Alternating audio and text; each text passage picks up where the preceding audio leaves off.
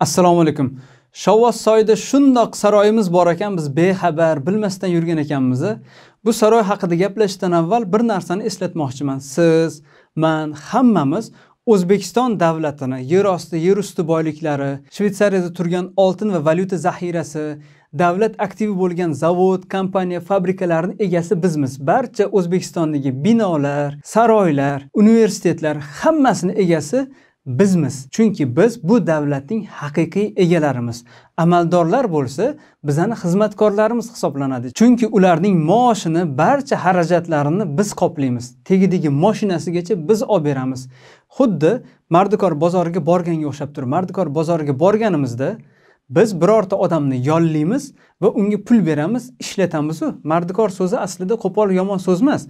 Mard degani forchada erkak degani, kor degani ish degani, ya'ni erkak ishchi. Ya'ni amaldorlar xalqning xizmatkori hisoblanadi. Faqat O'zbekistonda afsuski amaldorlar xizmatkor ekanligi, xalq esa xo'jayin ekanligi mezoni buzilgandek ko'rinadi menga. Biror bir davlatda hukumat jinoyat to'dasiga aylangan bo'lsa, bu o'z-o'zidan bo'lmagan. O'sha munosabatlar adolat pallasi buzilganidan. Ya'ni adolat o'zi tosh tarozi bilan misol qilinadi-yu. Deylikki, tarozini og'ir pallasida xalq bo'ladi. Xalq bo'lganidan keyin, ko'pchilik bo'lganidan keyin ularning orasidan bir vakil chiqadi, aytadiki, "Meni kema kapitani qilinglar. Bu kemani ajoyib manzillarga yetkazib oboraman" deydi va saylov oldi dasturlarini taqdim qiladi xalqqa.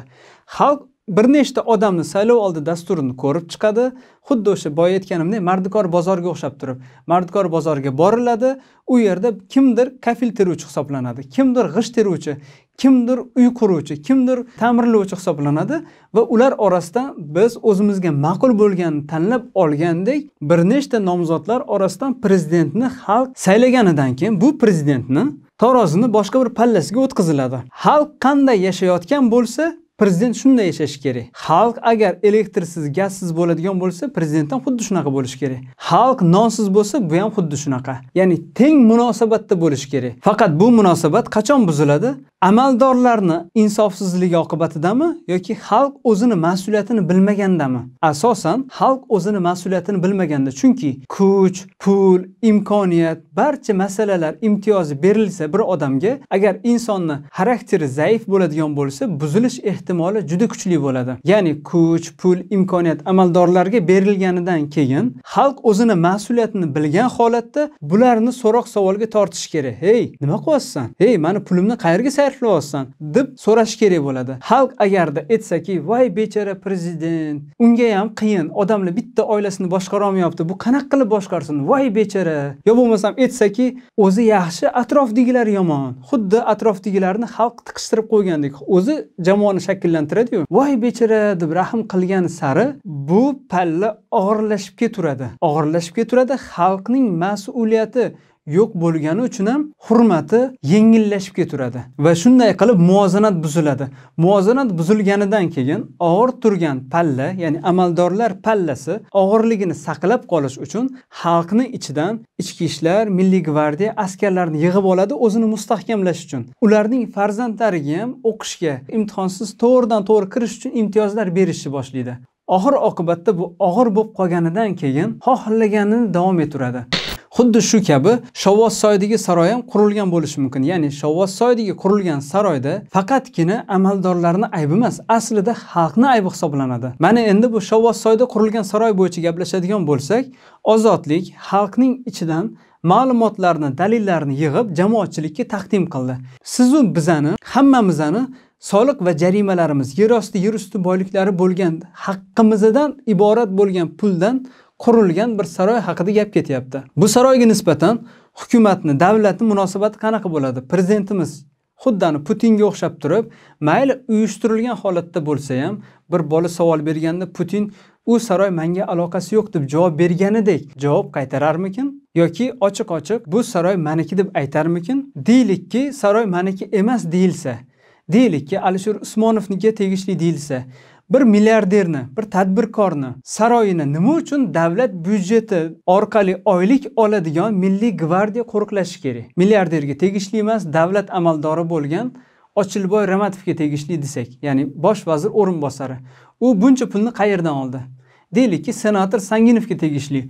U buncha pulni qayerdan oldi? Deylikki, prezidentimiz tan oladigan bo'lsa, o'sha ziyolilar, deputatlar, senatorlar chiqib turib, bu pul qayerdan keldi? Yo bo'lmasam xalqimiz bu darajada ishsizlik rivojlangan vaqtda xorijga ketayotgan bo'lsa, yoshlarimiz orasida pulsizlik, ishsizlik sababli jinoyatchilik rivojlangan bo'lsa, chaqaloqlar sotilishi ko'payib ketgan bo'lsa, xalqimiz o'sha soliq to'lovchi insonlar aslida bu davlatning egalari, amaldorlarning xo'jayini bo'lgan insonlar kasalxonaning yo'laklarida sarg'ayib turgan bo'lsa, nima haqqing bor deb turib deputat, senator, ziyolilar so'roq savolga torta olarmikin? Deylikki, prezidentimiz aytdiki, bu saroy menga tegishli yoki menga tegishli emas, falonchi amaldorga tegishli deb aytsa, bu vaziyatda deputatlar, senatorlar, ziyolilar munosabat bildirmasa, unda prokuratura va DXX komissiya tuzgan holatda tekshiruvlar olib borarmikin?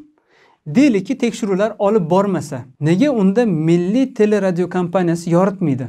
Savol, nima uchun Milliy teleradio kompaniyasi bu masalalarni yoritmaydi? Holbuki xalqning, siz va bizani soliq va jarimalarimizdan evaziga faoliyat yuritadi. Chunki O'zbekiston Milliy teleradio kompaniyasining raisi Alisher Xo'jayev bosh vazir Abdulla Aripovning qudasi hisoblanadi. Xo'p, Milliy teleradio kompaniyasi tanish bilishchilik bo'ladigan bo'lsa, Zo'r TV xususiy-ku. Nega u Zo'r TV yoritmaydi? Chunki senator Ortiqxo'jayevga tegishli.